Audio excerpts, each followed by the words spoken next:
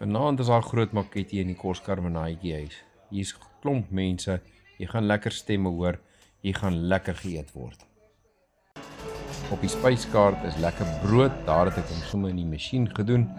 Nou rol ek dit uit, dat dit sulke plat brode is, nie te plat nie, hy moet nie pizza dun wees nie, maar net so half dat hy net die pan kan vol hê. En dan gaan ek hom bietjie kruie en spesery gee, en dit gaan sommer so 'n lekker plat brood word, om saam met hierdie ander kosserye te eet vanaand. Ek het olyfolie oor hierdie brood gegooi, en ek smeer dit sommer nou lekker met 'n verfkwassie, en dan is hierdie brood sommer nou lekker nat, en kan ek lekker speserye, grove sout, grove peper, en sommer sage, en noem dit maar wat jy ook al kry daarin. By die vuur het ek nou 2 lekker stukke vleis daar. So een is 'n picanha steak en aan die ander kant het ek 'n pork belly wat ek so op 'n staanvuur, 'n staanrooster gaan sit. Ja, hulle is ook so 'n bietjie met olyfolie gesmeer en dan vat die speserye op so 'n bietjie lekkerder. En grove sout, so 'n lekker mengsel wat ek gekry het, is 'n geskenk. En daar het ek sommer 'n bietjie van my lekker biltong spices op bygesit. En ja, dit is alles hierso teen die op die staanrooster. Daar is my mooi Koskarmenaatjie blad, een van die cutting boards.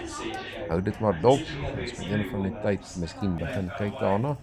En dan het ek ook sommer so 'n bietjie pork goulash. So dit is seker maar 'n tipe van 'n varknek of 'n varkbout wat in stukkies gesny is.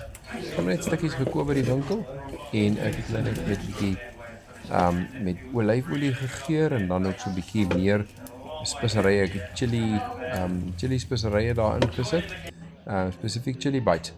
En ja, glo dit of jy nou nie, dit is in my kosie gedoen.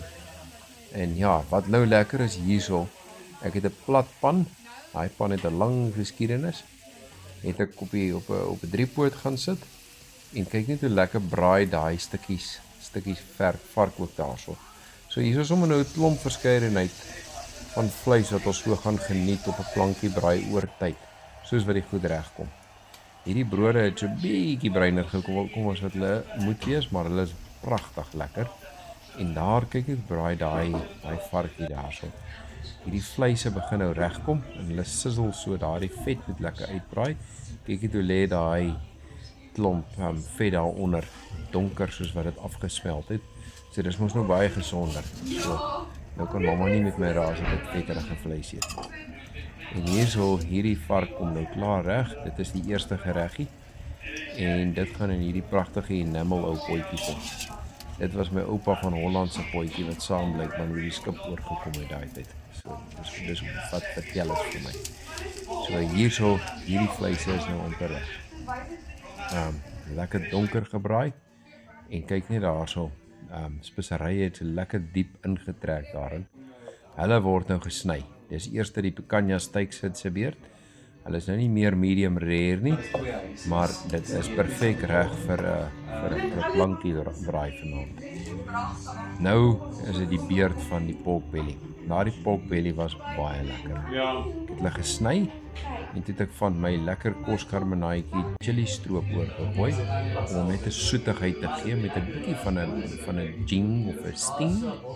En hierdie brood is nou lekker klaar gesny. Dit was koningskos.